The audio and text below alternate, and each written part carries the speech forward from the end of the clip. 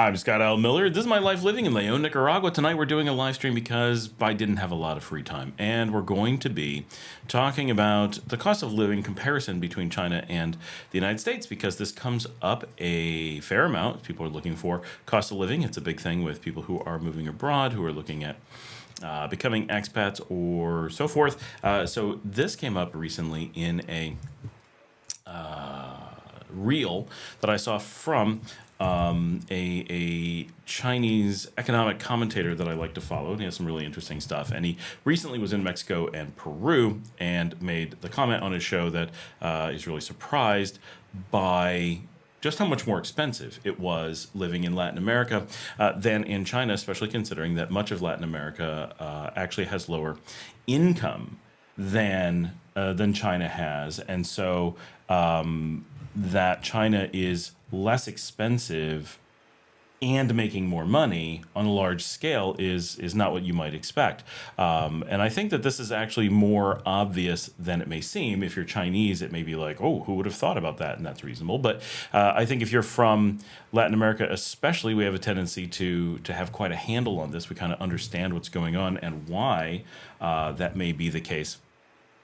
Because there really is good reasons for that. So I thought it'd be useful to talk about that today and dive in. And I didn't have a lot of spare time, so doing a live stream, since it gives me a chance to comment on that directly. And I'm actually going to open up, just in case I'm able to catch him on Instagram. There's really no chance he's going to see this, but you know, heck, you never know. So going to try to find that, while, of course, nearly impossible to find anything in Instagram at any time. So I have no idea how I will actually find him. All right, so let's dive right in, because we're not going to do a long one tonight, and I'm still sick. Those who watch my live stream last night know that I'm a bit under the weather, but this is a good topic. Luke says, hello, y'all. Beverly Evans is here. So why is it that consistently, we know this is true, that China is less costly as a cost of living exercise than Latin America is, or nearly all of Latin America? There may be isolated situations that are cheaper, but realistically, they're probably not, because Nicaragua, for example, is essentially the lowest cost of living within Latin America, and we are not as cheap as China, so not as cost effective as China. So with that, we really have a really good handle on just how cheap it can be in Latin America. And I think Nicaragua has a really good handle on where the problems come in compared to a lot of its neighbors, because we're kind of exacerbated in that way. And so what are the biggest things? Now, of course, there's lots of factors that go into this, right? There's a lot of government controls in China that focus on keeping rents low, focus on keeping cost of food low, and so forth. So there are factors like that that play in, but there are some universal rules that apply pretty broadly, and also apply to the United States. There's some of these same things. People will say, you know, the U.S. is generally not seen in any form as being cheaper than Nicaragua or Latin America, but there are things that are surprisingly cheap in the United States, and the question becomes, how? How can they be cheaper than here? And we're going to explain real quickly. My father says, hi. Andrew OP49 says, who do you have winking the Super Bowl, Scott? I honestly did not, winning. I honestly didn't know the Super Bowl was coming up, and I don't know who's in it. So sorry. Rogers, hey there. Luke says, just filed my Fed tax. I pay nothing all year and owe nothing as well. My money stays in my accounts. And Roberta Carlson says, hola, and I real quickly have to send a message for coordinating trips for tomorrow.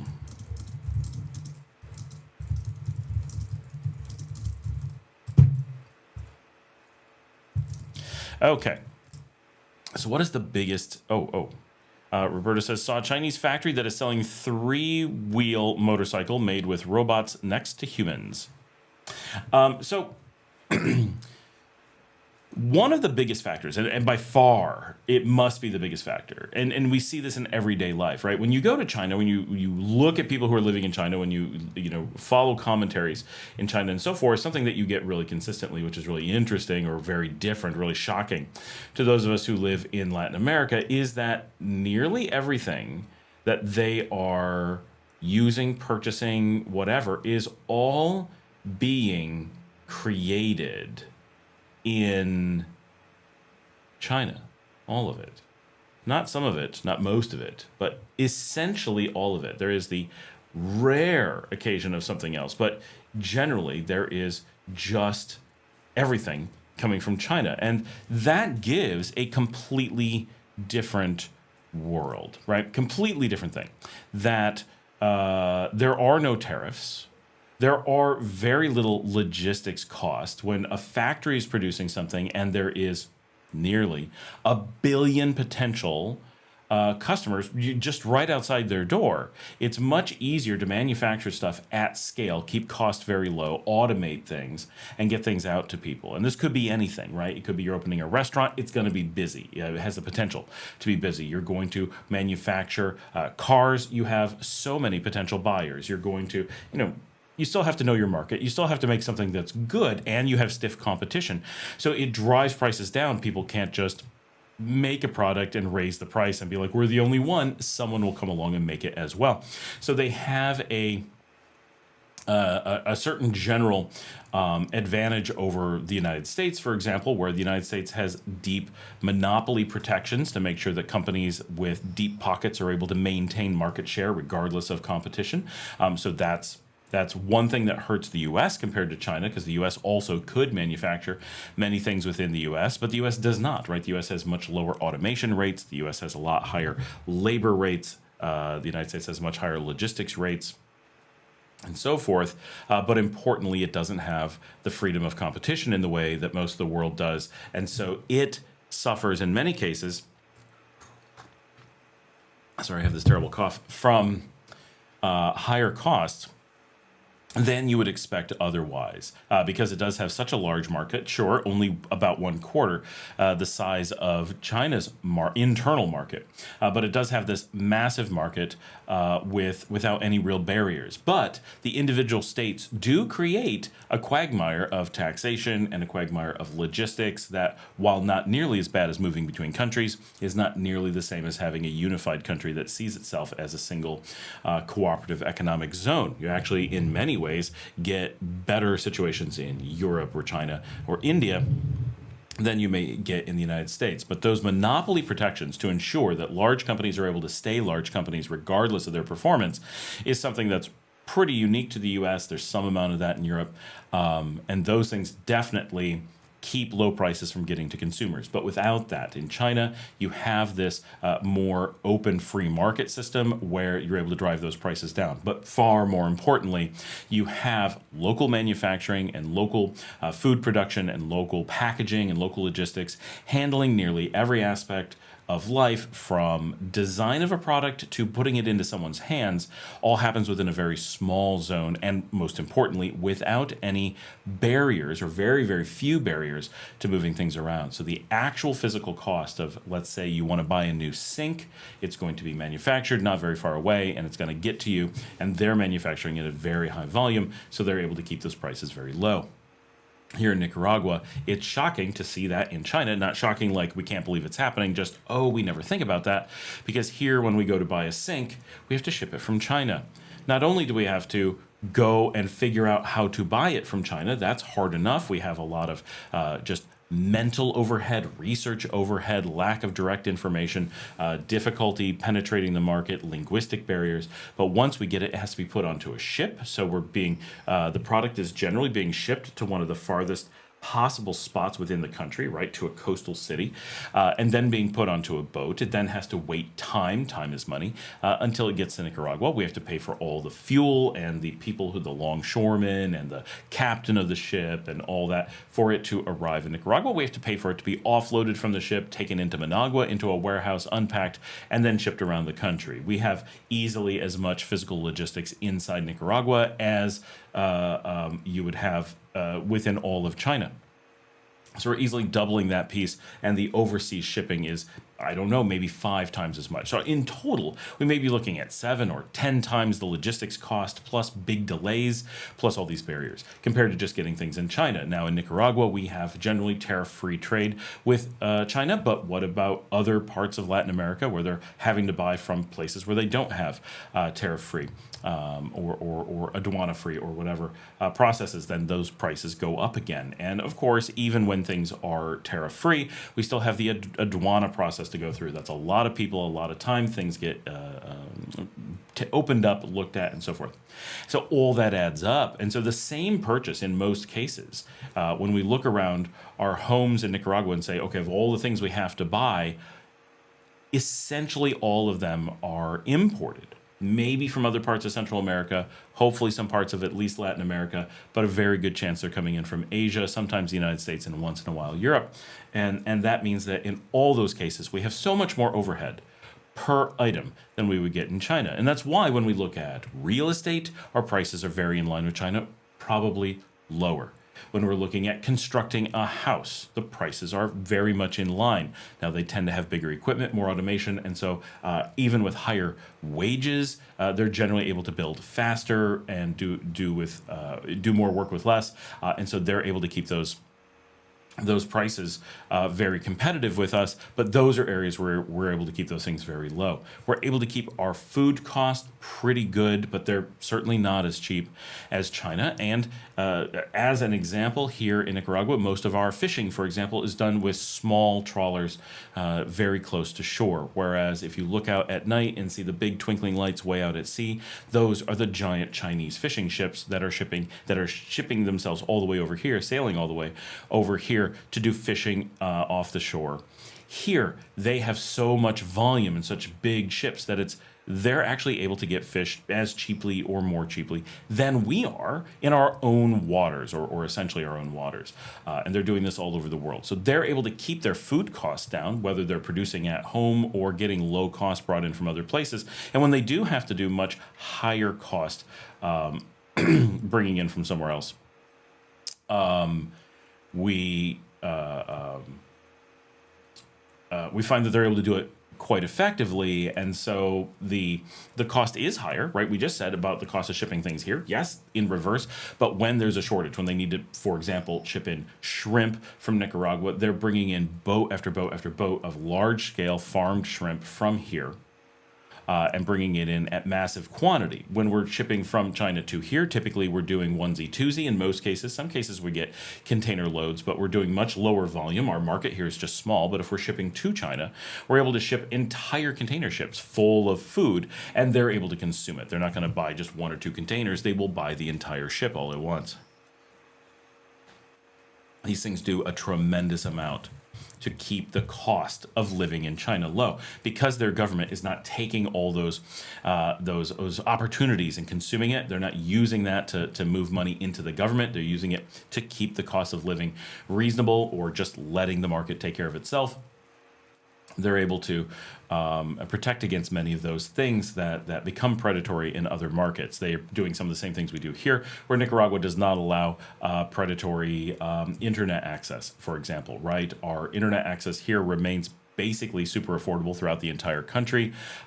Even though the government controls who has access to the lines, the government uses that to make sure everyone's able to get equitable internet. Whereas in many North American markets, what you have is the government-controlled zone being sold off to private companies, who then have purchased the rights to be a localized monopoly and can then raise the prices however much they want. They may have some competition. A fiber carrier may have a cable carrier within the same zone, but one other company, and they're both incentivized to kind of raise their prices together. They both know that going on a drive to the bottom for pricing harms both, so they don't do that. And in basically all markets, there's only 2, so they don't have to worry about that. Here we have many, and they all have access to the same resources in a different way, so the prices stay very low. We just did the video about how 100 meg access from Claro here is in Leon just $19.20, and they'll hook it up the same day in some cases.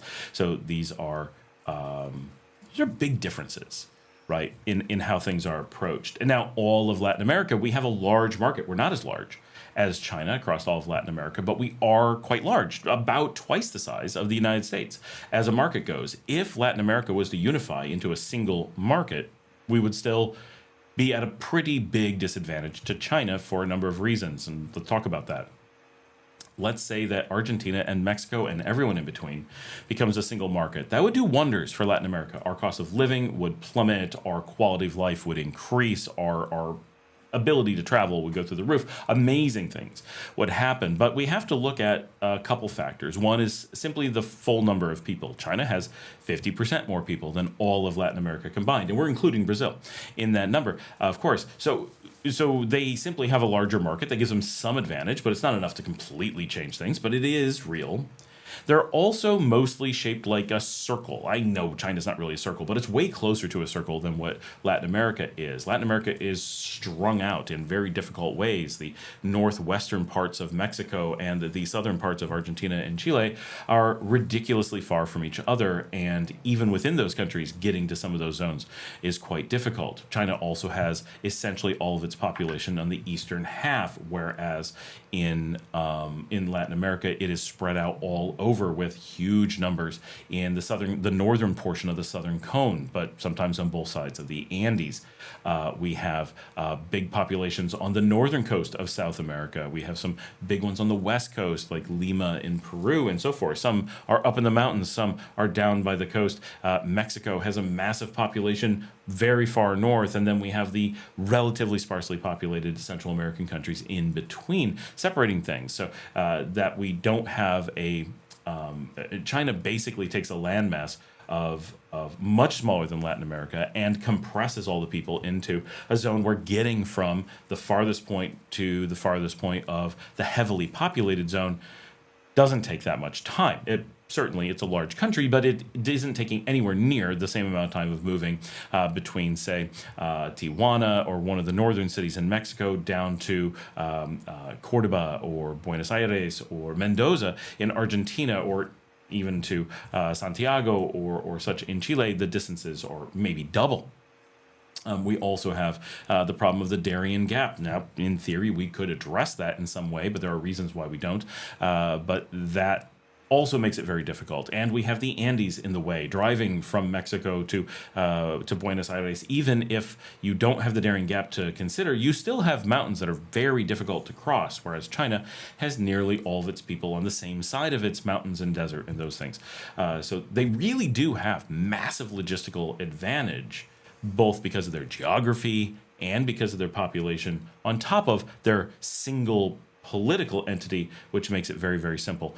Getting all of Latin America to say, oh, we're going to drop all of our tariffs, we're all going to play together, we're all going to operate as one, and we're going to forget all the times that we got angry at each other, is difficult. It should happen, and I'm a big supporter of Latin America coming together. And people ask me all the time, right, what do we think living here as the reuniting of Central America which is something that is very, very important here in the region. North Americans are often unaware that is a big deal here and something that's on the books and in process and trying to move forward, but also now in the news, and someone just mentioned this, wanting me to do a video on it, which hopefully I will, the potential for reuniting Gran Colombia, maybe without Panama, as Colombia, Venezuela, and Ecuador consider what it would mean to, just like Central America, go back to their old stance of being a single entity and possibly solving some of their problems. Venezuela being actively invaded by the United States, trying to overthrow their government, and for those who missed the news, Ecuador technically was invaded today by an ICE agent who decided to breach their sovereign territory with weapons and try to seize Ecuadorian citizens from their own territory. Right? Ecuador's downplaying it after having done the same thing just recently to Mexico, so they're in a position where they can't really say much. But the reality is that, you know, Colombia has been bombed recently. Venezuela and Ecuador have been attacked by the United States. There is a lot to say that these countries may actually get into a dialogue on this. It's a long shot, for sure. They've been apart for a long time, and they broke up from Gran Colombia in the first place for real reasons. But they also have a very strong affinity, and you could see them saying, you know, maybe for shared defense, this might be more important than we had realized previously. and knowing how much Central America is attempting to do that, and seeing Mexico and Brazil and others coming into the fold and being supportive of those regions are big factors, right? So we could see some of that happen, but those are long shot things and long term things. The reality is that we just don't have that single market today, and we don't have it coming real soon. We do have a huge advantage that Brazil, Argentina, Uruguay and Paraguay just signed the Mercosur deal with, or Mercosul as it's normally known, deal with Europe because it's Portuguese, which is going to do a ton to open up that market to Europe, but it's only going to do so much. And Venezuela is a party to that agreement, but they are currently suspended from Mercosul. And so we'll see how that ends up playing out. But that could play in. If they join with Colombia, does Colombia automatically get to come along with that? It's hard to say. Someone just asked about that story about the ICE agents invading the Ecuadorian consulate, trying to get people. Ecuador only filed protest. They did have the option of declaring it an act of war, of course. Having an armed assailant come in trying to take your people off of your sovereign territory is armed human trafficking, right? They failed to do so, but they certainly had the right to shoot him on the spot. It is the expectation, if you come in those situations, that you would get shot on the spot. It's truly amazing how little actually happened in that story and how much it's being downplayed, because it is pretty freaking epic what just happened. Had Ecuador not been able to stop them, then this would have been quite the incident. It's a big deal. But again, Ecuador did seize an Ecuadorian citizen who had claimed political asylum in Mexico in 2025 from Mexico's embassy, sparking an international incident. They, I believe, still do not have embassadic relationships, consular relationships with Mexico over that incident. Basically, Mexico was not respected. Their territory was not respected by Ecuador. It's one of those things that really does break down national relationships. So even if we got past all of that, if we fixed all of these things, magically made high-speed trains that made the layout of Latin America's infrastructure not a big deal, that would still be a big deal. We managed to make shipping lanes that are able to go quickly from Mexico to South America and never have to go through the canals, and leverage the canals when we need to. We could solve some of those things, but we'd still never come close to China. But more importantly, Latin America does not manufacture as much of what it needs as China does. It does a good job. It makes an awful lot, right? Argentina makes a lot of things. Colombia makes a lot of things. Brazil makes a crazy amount of stuff. And Mexico makes just huge, huge amounts of things. And everybody makes something. But none of us come close in reality to what China makes. If we were to break it down and really look at these numbers, you could argue that Latin America makes enough cars, and of course things would shift, right? We're talking about buying all your cars from Latin America instead of just some of them. That would help, right? China basically buys all their cars from China. It's the 1 in a million that's something else. They buy Chinese. Latin America would have to embrace buy LATAM after doing all these other moves to make it better. And then they would still need to ramp up production of all kinds of things to a truly insane degree, because China isn't just making products for China, they're making products for the world, and that drives down the prices for people in China dramatically while bringing in profits for companies that are there, so they're not needing to make their money off of selling to Chinese citizens. Certainly they do, but they're making most of their money by selling to Americans and Canadians and Latin Americans and Africans and Europeans and everyone else, right? They're shipping their products all over the world. So that factory that sits in the middle of 1 billion consumers may be producing products for 2 or 3 billion consumers because they're shipping them all over the world. I'm not saying they have 3 billion customers. I'm saying that they may have penetration into markets of 3 billion people to work against, right? That just gives Chinese companies such an advantage. So if you wanted to take Latin America and put it into that same footing, you would need to ramp up production to the point where Latin America is making as many things as China, which is very difficult considering China's making things like very advanced cars. They're making computers. They're making their own computer chips. They're competing with Europe and the United States in chip foundries and things like that. They may be a little bit behind, but they're catching up quickly. And we expect them in the next 5 to 10 years to basically blow the doors off of US and Europe, who just don't have the competitive stance that is necessary compared to China. So we expect that to happen. Latin America would have to gear up and do a bunch of things to change that. Could it be done? Of course, over time it can be done. China did it in 50 years. Why couldn't Latin America? They can.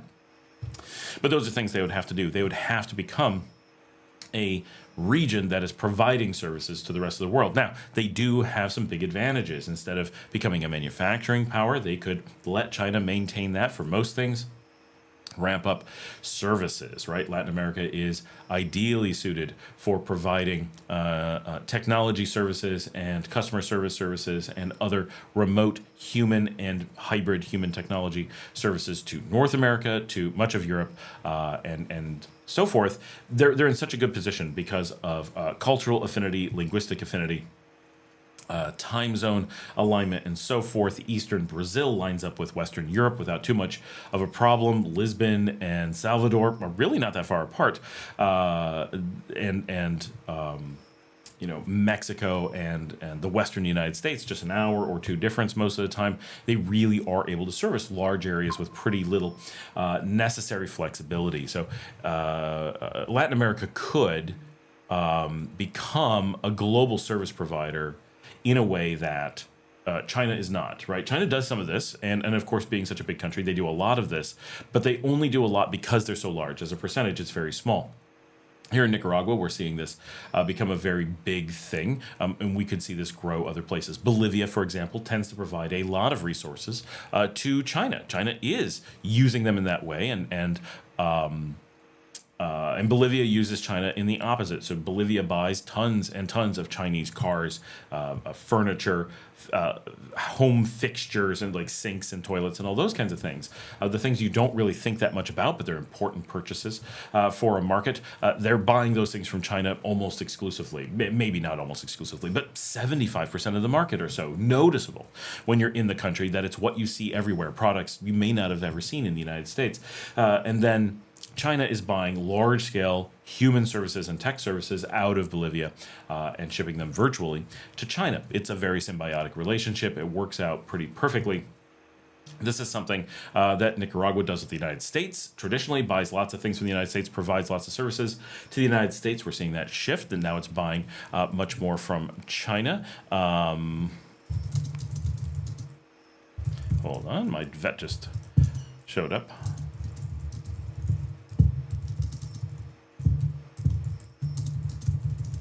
And I need to go out. We're getting our dog emergency distemper shot. Let me see if anyone is home.